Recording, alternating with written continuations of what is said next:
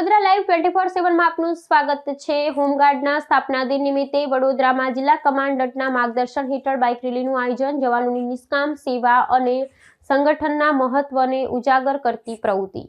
6 ડિસેમ્બરના રોજ હોમગાર્ડ સ્થાપના દિન નિમિત્તે વડોદરા શહેર હોમગાર્ડ કચેરી દ્વારા આજે એક ભવ્ય બાઇક રેલીનું આયોજન કરવામાં આવ્યું હતું। વડોદરામાં 1946માં બોમ્બે પ્રેસિડેન્સીમાં હોમગાર્ડની સ્થાપના કરવામાં આવી અને 6 ડિસેમ્બરના દિવસે સંગઠનની સ્થાપના દિવસ તરીકે રાષ્ટ્રભરમાં ઉજવવામાં આવે છે।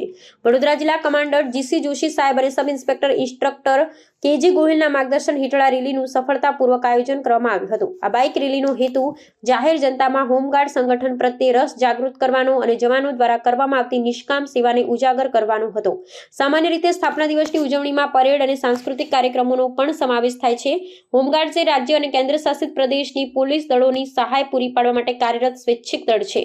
આ પ્રકારના કાર્યક્રમો દ્વારા હોમગાર્ડની પ્રવૃત્તિઓને લોકોની નજરમાં લોકપ્રિય રાખવા માટે તેમજ કટોકટીની પરિસ્થિતિઓમાં નાગરિકોને રક્ષણ પૂરું પાડવાના તેમના મહત્વના કાર્યોને પ્રોત્સાહન આપવા માટે આયોજન કરવામાં આવે છે।